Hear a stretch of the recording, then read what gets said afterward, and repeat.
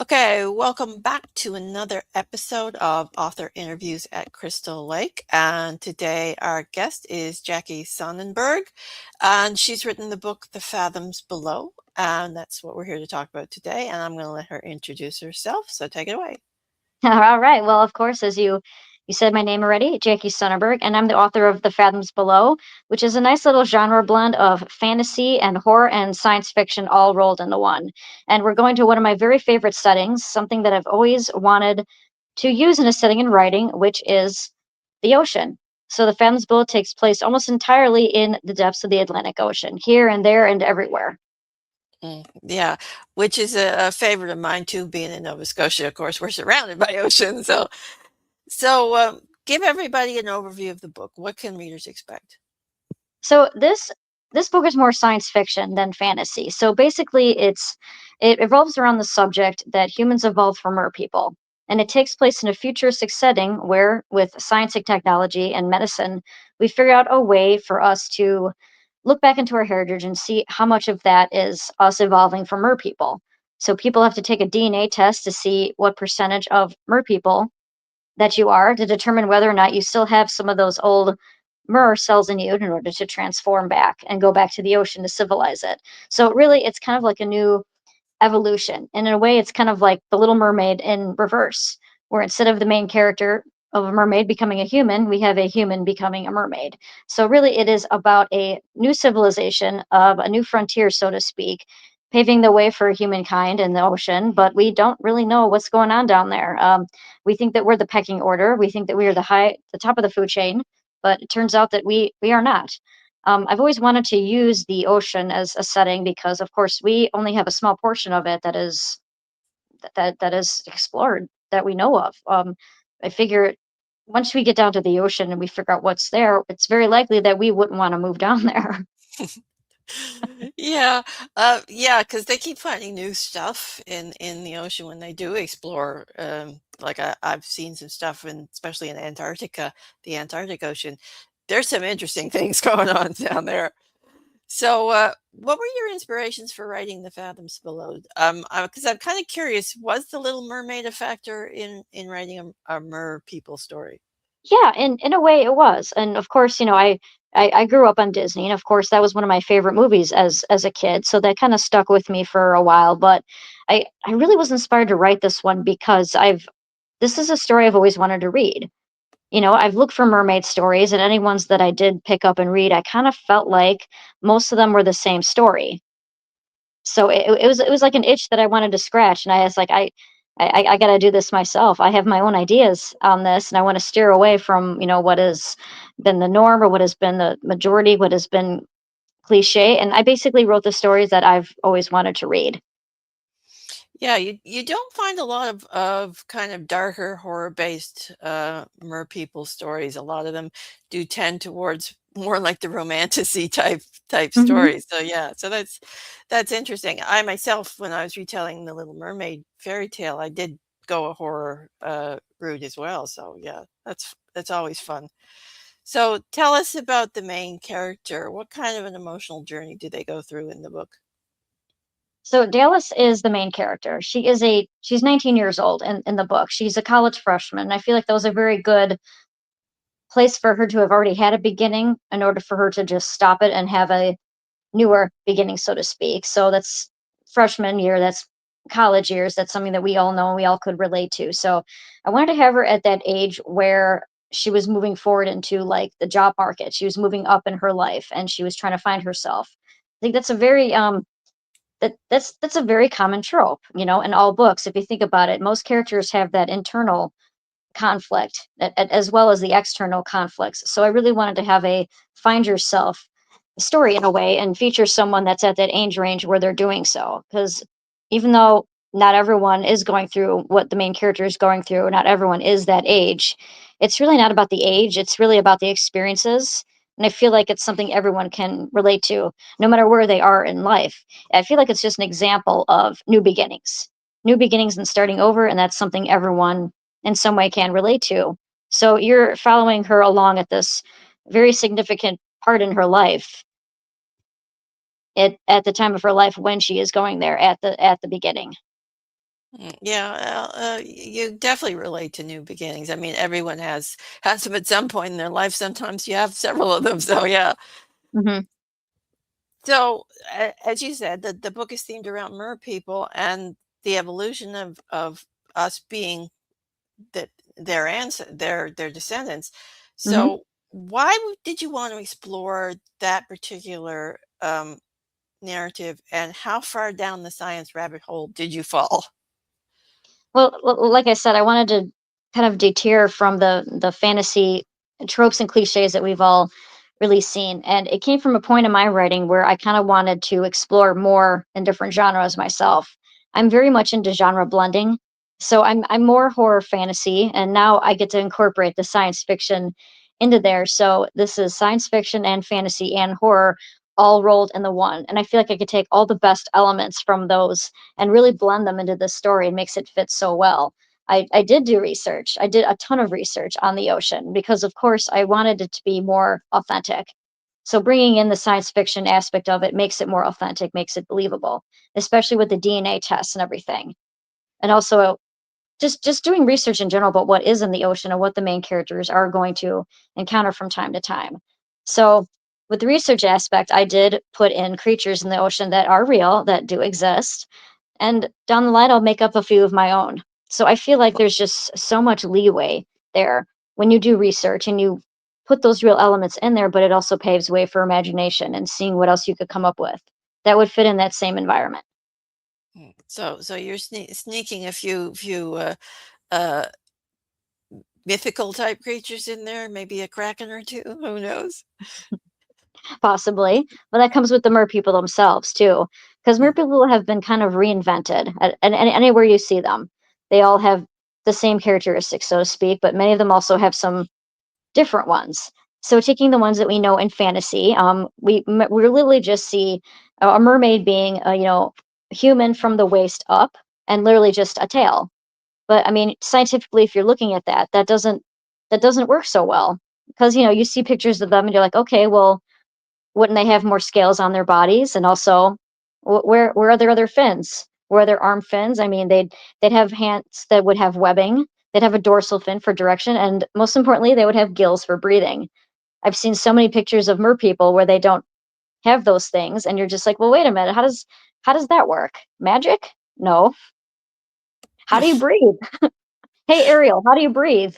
I mean, Yeah, I mean, scientifically speaking, I mean, and you'd have to take the pressure into account as well with mer people. They'd have to have some kind of differential pressure, whatever the fish do. I'm not sure. mhm, I don't have much scientific know-how on fish, so but you'd have to adapt that to mer people as well because you can't swim underwater without having something to fix the pressure.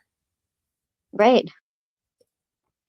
So, yeah, as you said, there is a theme of new beginnings, and but there's also a theme of identity because I mean, she's, as you said, a college student who's just kind of finding herself, but also now she has to find herself as a wholly new species, as it Hmm. were.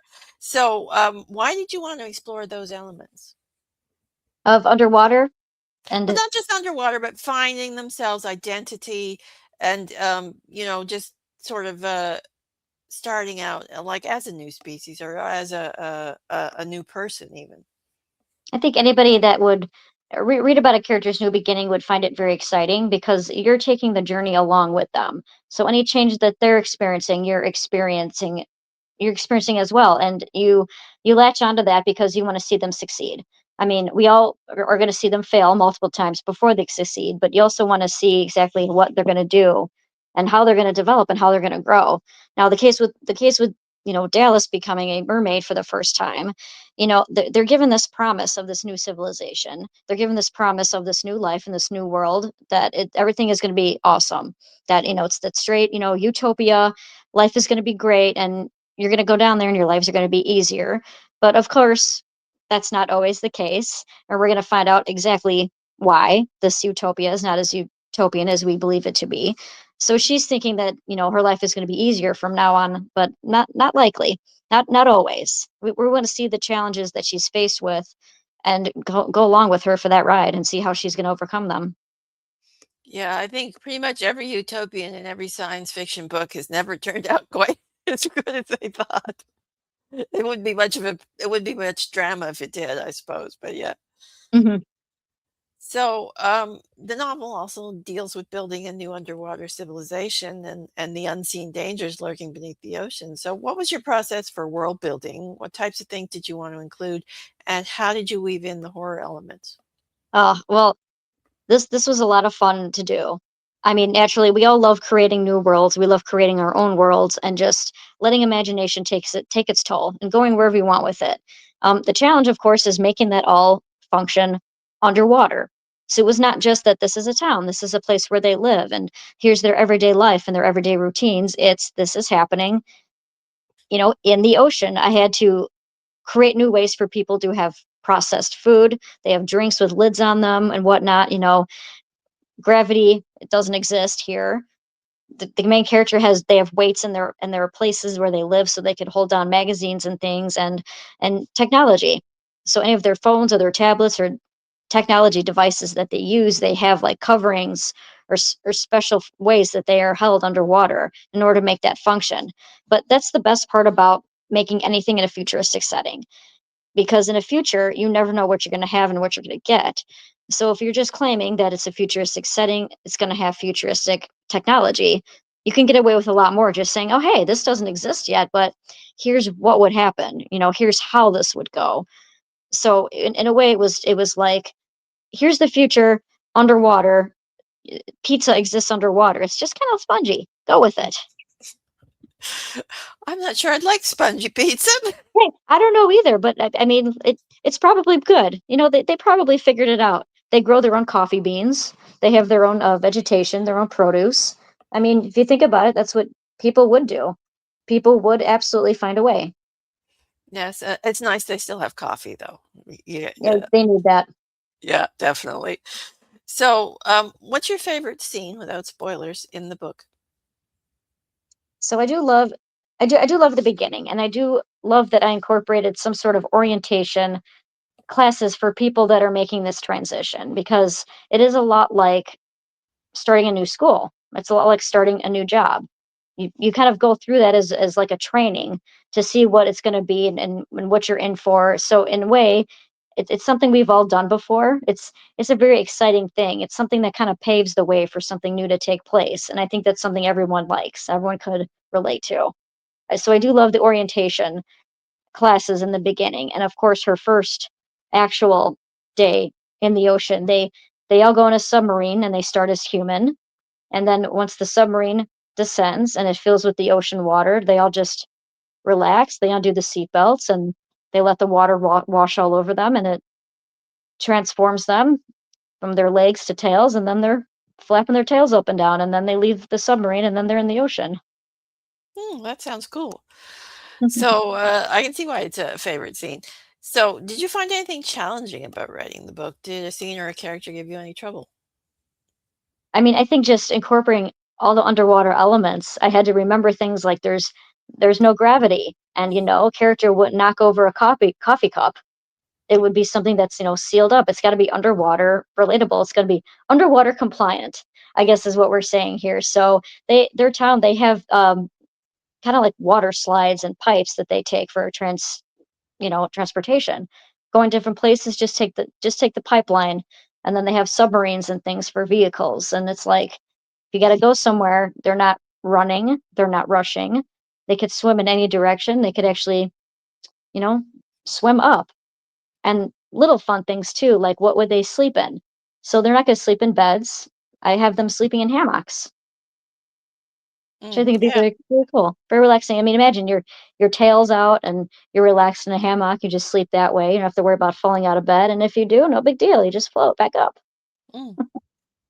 Yeah, I'm guessing you had a lot of notes while you were writing the book. So, is there a facet of writing fiction that's tricky for you in general?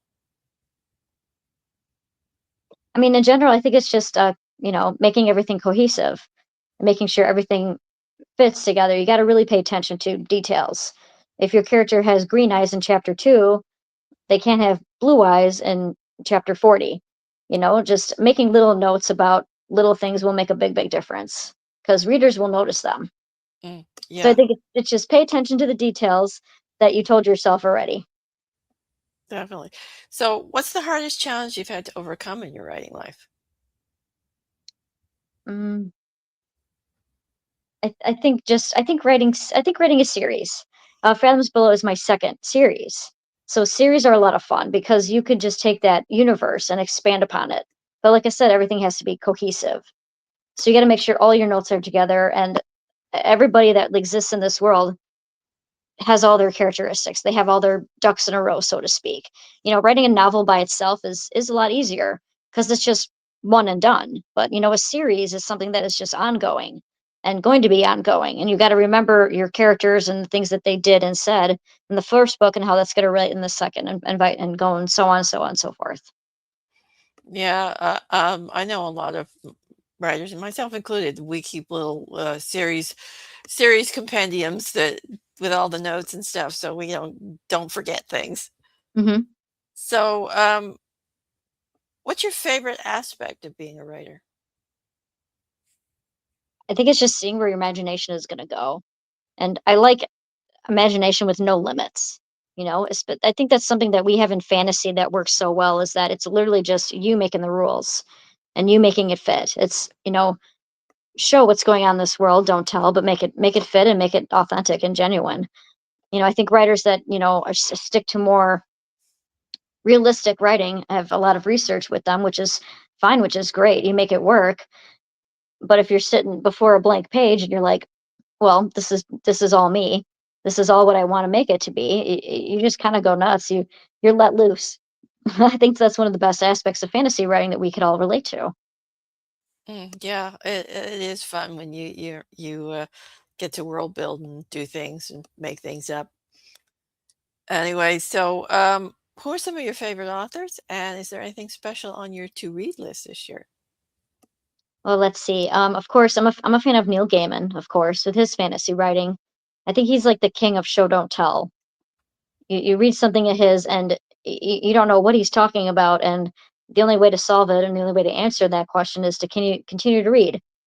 So that's something I want to incorporate in mine as well. I want to keep readers guessing, but I want to keep them interested at the same time. And I also very much like a writer called T. Kingfisher, who is very much a horror and fantasy author. And I like them very much because they have that genre blend that I have as well. They're taking that fantasy and they're incorporating all the horror elements into it. So it's like it's imaginative, but it's the dark side of the imagination. That's something that, I've really come to take as my own and put that into my writing. Mm, yeah, yeah, both good, excellent writers. So, tell us about some of the other books you've written. So like I said, Fathoms Below is my second series. But my very first series is called Macabre Village, and it is a Halloween-based series, meaning it's centered around Halloween traditions, kind of retold as my own, even though it's year-round as a dark fantasy. So this one is about a town that is right on the barrier between worlds, and every night it gets visitors from demons and ghosts and creatures of all kinds from the other side, from the other realm of existence. And of course, Halloween is when they all come out full force, full fledged. But the main characters are trying to figure out why the veil has broken up, why it has thinned greater, and why they are getting greater amounts of these creatures to the town. Of course, they willingly go after it, and what could possibly go wrong? Nothing. Of course not. What's wrong with that? Nothing. There's danger. Let's go after it. And there are actually a lot of similarities between Macabre Village and Fathoms Below, of course, incorporating the elements of monsters and creatures and creature hunting and people that go after the danger. They have the danger that comes to them, and then some just plain go after it. Yeah, well, they all sound like great books, so Mhm. I'm sure readers will have fun with them. So, what's your next project, and what can readers expect from you in the future? Well, I'm building up these series, of course. I'm continuing Macabre, and then of course I have plenty of plans for Fathoms Below too. I feel like the first book is just an introduction to the world, an introduction to the things that live in the ocean. Of course, in the first book, there are real creatures in there. The second book, there will be real creatures, as well as some fictional ones, or alluding to some that could possibly exist. So it sounds like we've got a lot to look forward to. So I think we'll wrap the interview up here. I'd like to thank you for being a guest. It was a pleasure chatting with you. Great, thank you so much. Okay, and that's it for this episode, everybody, and bye for now.